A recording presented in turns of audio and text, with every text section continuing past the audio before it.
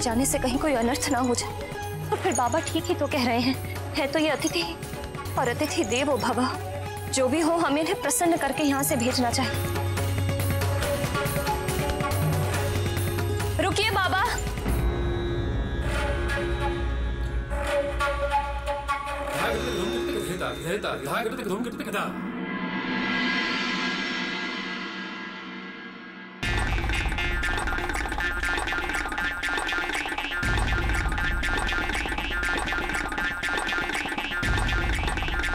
बाबा पहले हाथ तो धो लीजिए। हाथ क्या धोना? मैं तो कभी मुंह भी नहीं धोता। लाओ भोजन लाओ। आइए आप यहाँ बैठिए।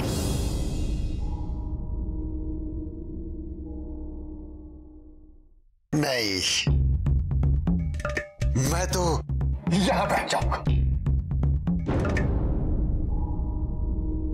किंतु बाबा, यह आसन तो हमारे इष्ट भगवान शंकर जी के लिए है। मैं कुछ नहीं जानता। मैं तो यहीं बैठूंगा।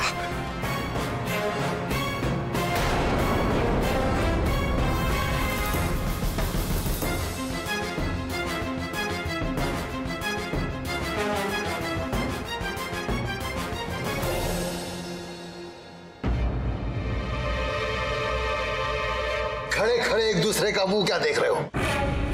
लाओ मेरे लिए भोजन परोसो।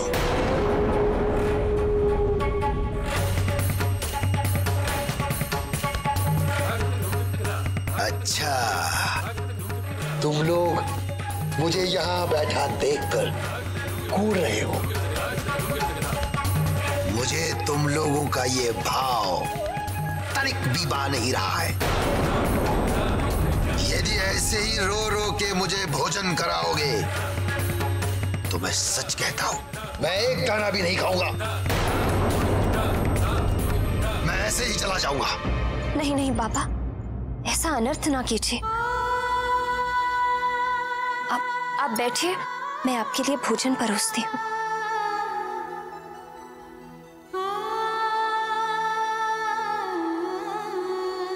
रुको। अब क्या हुआ बाबा? मुझे हाथ धोने की शिक्षा दे रही थी और स्वयं बिना हाथ धोए ही मेरा भोजन परोस रही हो। किंतु बाबा, मेरे हाथ तो शुद्ध हैं। और फिर आपने ही तो कहा। तेरा मेरा क्या मेल है? मैं तो भिखारी हूं, तू तो गृहस्थन है।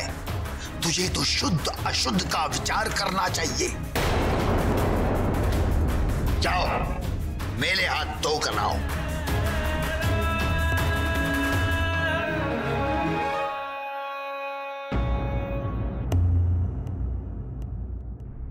पंखा क्या देखने के लिए रखा है? बाजू में बल नहीं है। पंखा चलाओ।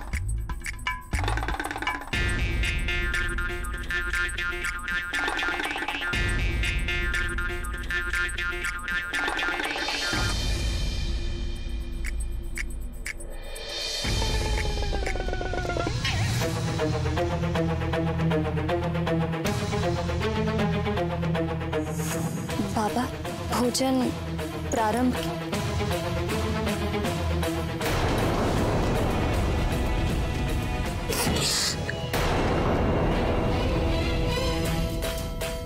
पूरी कैसे पकाई है? आधी कच्ची आधी चली हुई।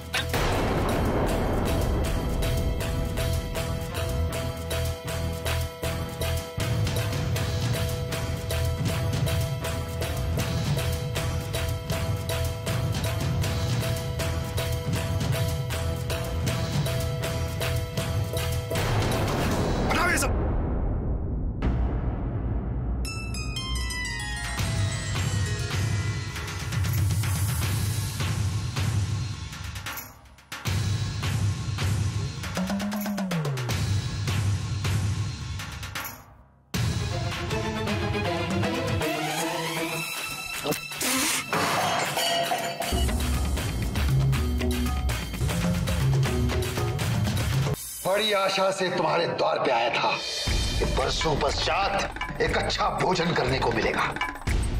तुम दोनों ने गुड़ गोबर कर दिया।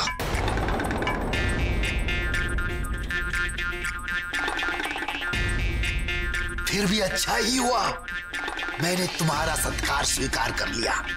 भूखे का पेट भरकर कुछ तो पुण्य मिलेगा तुम्हें, नहीं तो उस अवगढ़ अघोरी जटाजुटी शंकर की सेवा करने से तुम्हें कुछ नहीं मिलने वाला था। भस्म लपेटकर, गले में नागमाला डालकर, भयंकर रूप धारण करके शमशान में बैठने से कोई भगवान नहीं होता।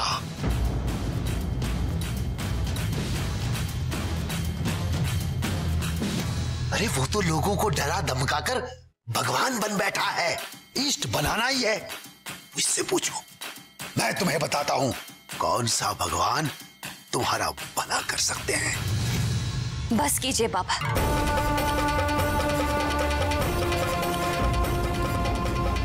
आप हमारे अतिथि हैं, किंतु हमारे परम आराध्य भगवान भोलेनाथ का अपमान करने का आपको कोई अधिकार नहीं।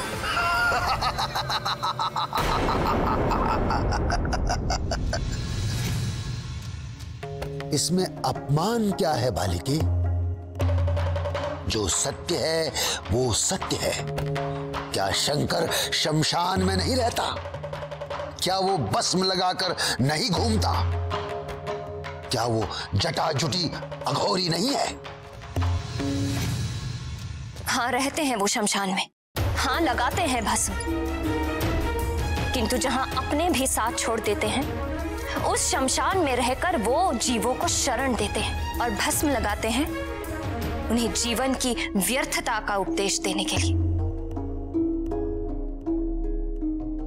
और जिन जटाओं का आप इतना अपमान कर रहे हैं, ये मत भूलिए कि उन्हीं जटाओं में मां गंगे भी निवास करती हैं। उन्हीं जटाओं की महिमा है कि मां गंगा समस्त जीवों के लिए कल्याणकारी रूप में रहती हैं। नहीं तो जिस प्रचंड वेग से वे स्वर्ग से उतरी थी, यदि भगवान जटाशंकर ने उन्हें अपनी जटाओं में ना घेरा होता तो वे अपने वेग से सब कुछ बहाकर नष्ट कर देती। और अघोरी, अघोरी का अर्थ समझते हैं आप? घोर का अर्थ होता है क्रूर, और अघोर अर्थात जिसमें कोई क्रूरता ना हो, जो घोर पापियों के प्रति भी करुणा की दृष्टि से देखते हैं।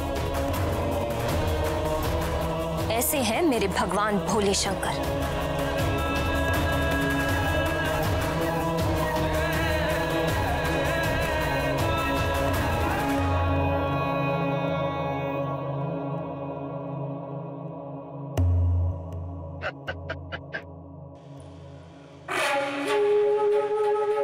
तेरी तो मति मारी गई है। वो भूतनाथ नागधिराज तो विशेला है, विशेला। अभी तो नागू का साथी है। आपको विशैले समझ आते हैं? तो हाँ, मेरे भगवान भुजंग भूषण विशैले हैं, क्योंकि अमृत मंथन के समय जो कालकूट विष निकला था, जिसे देखते ही सब देवता हाहाकार करते भाग खड़े हुए थे, उस भयंकर कालकूट विष को अपने कंठ में धारण करके मेरे भगवान नीलकंठ देवताओं को अमृत देने वाले हैं। अरे वो तो इतने शांत, अहिंसक और परोपकारी हैं कि नाग जैसे विषैले जीव भी उनके पास आकर अपना डसने का स्वभाव भूल जाते हैं। तुम्हारे जैसे अंधभक्त। बस, अब यदि आपने मेरे भगवान भोले शंकर के विरुद्ध एक शब्द भी बोला तो क्या करोगी अंजना?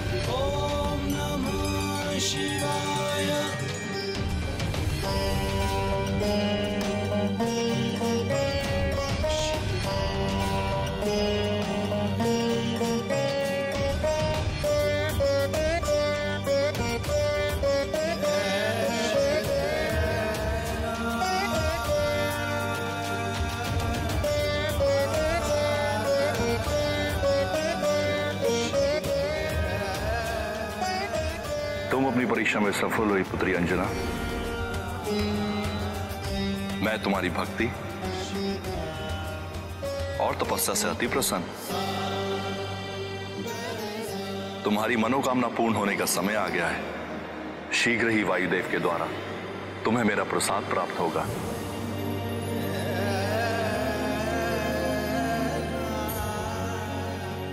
उसे अपने पति वीर केसरी के हाथों स्वीकार करना।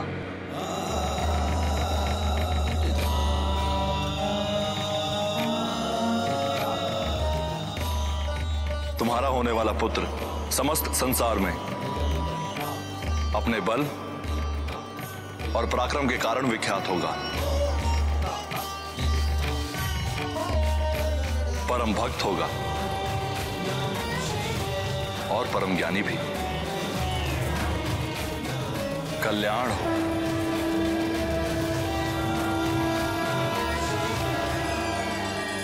भगवान गौरीनाथ ने अच्छी लीला की अंजना के साथ, किंतु उनके बारंबार उकसाने पर भी अंजना ने अपना धैर्य नहीं खोया। निश्चित ही ये उसकी तपस्या का ही प्रभाव था कि वो भगवान शूलपाणी की परीक्षा में खरी उतरी। वेदों में गृहस्थ के लिए 5 प्रकार के जिन नित्य यज्ञों का विधान है, उसमें ब्रह्म यज्ञ, देव यज्ञ, पितृ यज्ञ और भूत यज्ञ के साथ अतिथि सत्कार रूपी मनुष्य यज्ञ भी प्रतिदिन करने का आदेश दिया गया है। जिस द्वार से अतिथि असंतुष्ट होकर जाता है, उस घर में समृद्धि नहीं रहती, और जहां सम्मान के साथ अतिथि की तृप्ति की जाती है, वहां सुख संपत्ति का वास सदा बना रहता है। और जो ये जानते हैं, वो अंजना के समान अतिथि सत्कार में कोई चूक नहीं करते।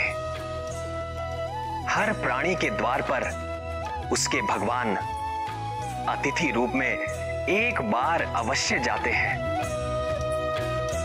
और उचित सम्मान होने पर उस घर की 7 पीढ़ियां दरिद्रता का मुख नहीं देखती। तो फिर महादेव ने वायुदेव से कैसा प्रसाद भिजवाया? हे पवनदेव, हम आपका आह्वान करते हैं सृष्टि कल्याण के प्रायोजन के लिए आप अपना सहयोग दें और हमारे सम्मुख प्रकट हो।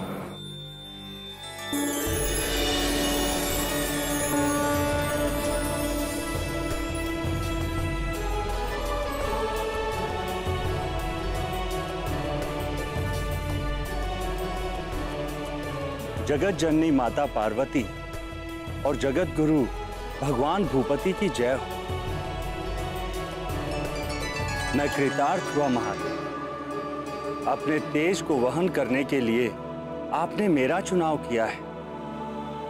ये मेरे लिए बड़े सौभाग्य की बात है। आदेश करिए भगवान रुद्रेश्वर।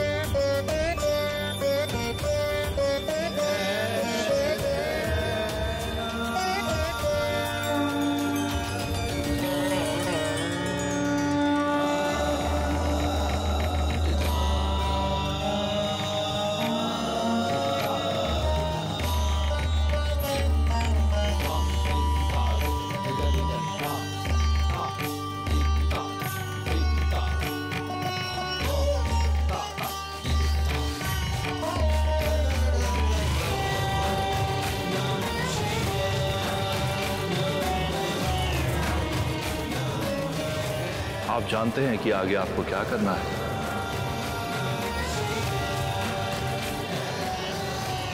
कल्याण।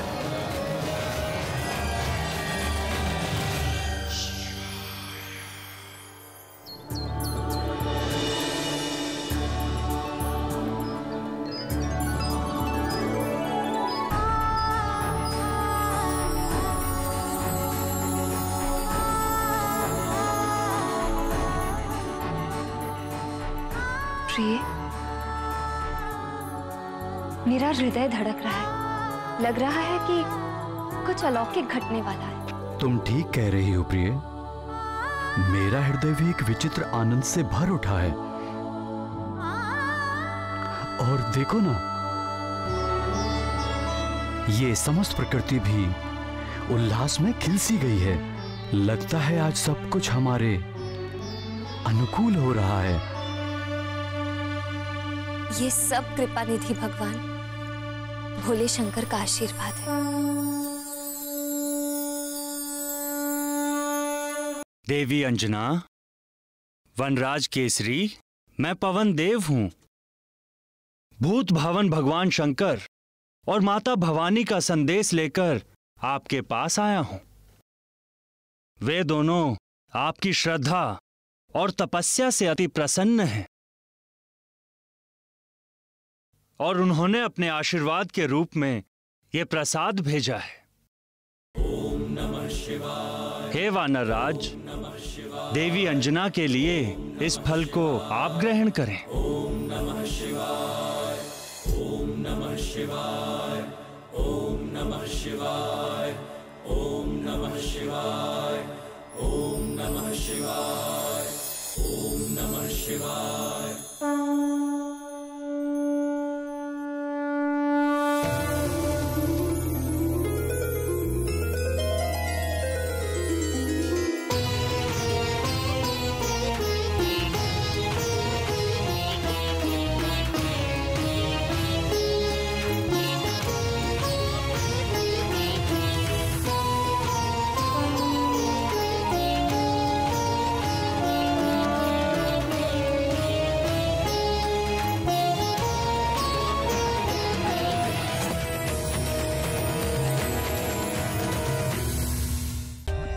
For more updates, subscribe to our channel, click the show links and enjoy watching the videos.